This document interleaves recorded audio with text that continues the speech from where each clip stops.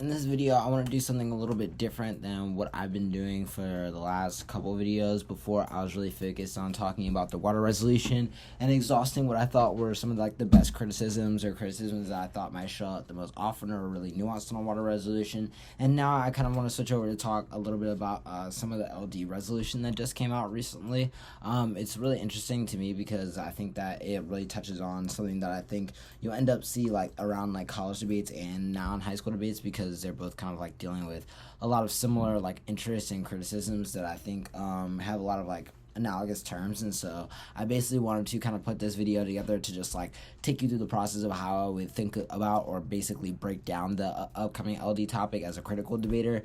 for September and October. And that resolution is resolved: the member nations of the World Trade Organization ought to reduce intellectual property protections for medicines. Basically, in this video, I want to start off just talking a little bit about what I think about intellectual property as a concept, and basically what I think the best critiques of intellectual property are and where I think they come from, and what those criticisms might look like on the upcoming resolution, and kind of returning to the resolutional phrasing. And then in the next video, I'll do a little bit talking about the World Trade Organization and doing a similar breakdown of what I think about that as kind of a mechanism for the topic there.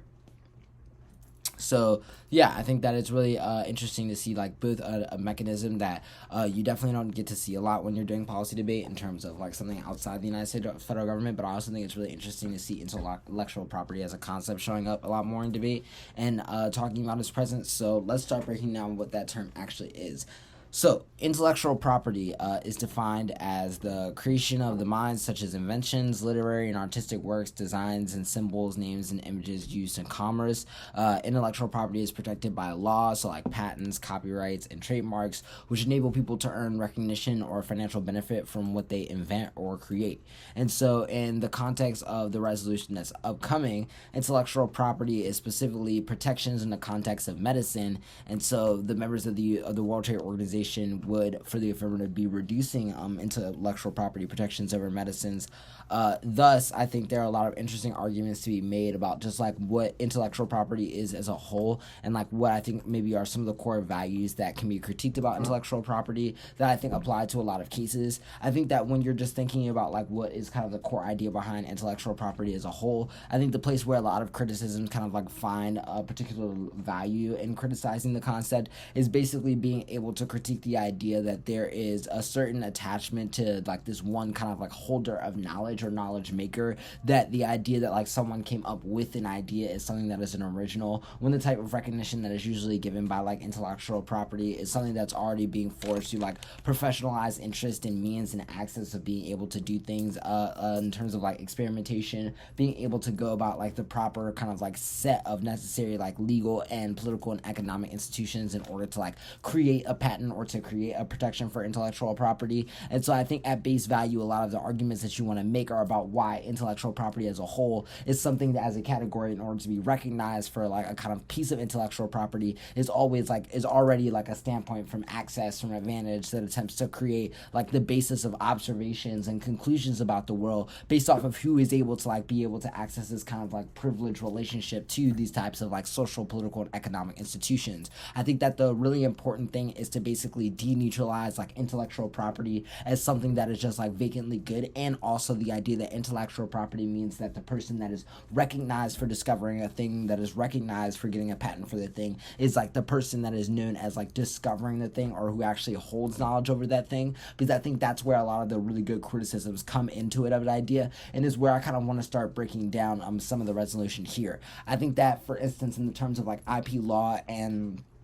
capitalism, there are a lot of arguments to be made about why, for instance, especially in terms of medicine, a lot of the things that it takes to get properly recognized for discovering medicine requires access to process of experimentation, requires access to labs or other types of resources and material resources that are necessary to go about proving the existence of such an observation in a way that registers with a lot of Western standards and interpretations of what makes something scientific or what makes something valuable or ethical. And I think that all of those things things are already filtered through, like how certain corporate interests are attempting to, for instance, monopolize like certain medicines, even I think in the age of like COVID, in terms of like the vaccine, in order to like prove that there is a way in which they particularly monopolize and have a hold over knowledge that doesn't allow for the presence of like competition, in a sense that like makes the possibility of other types of like corporations being able to compete with like international corporations that really hold weight in some of these more international organizations like the WTO, which we'll talk about in the next video. But also, even outside of that, the ability to kind of like be properly recognized as the creator of such a thing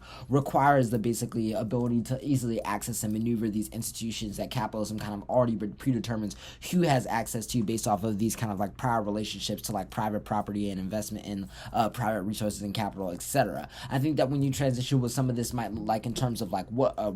racial critique of the intellectual property would look like, is a lot about creating the idea of like what the kind of pathology of like who is the knowledgeable like basically holder of like how we're able to think about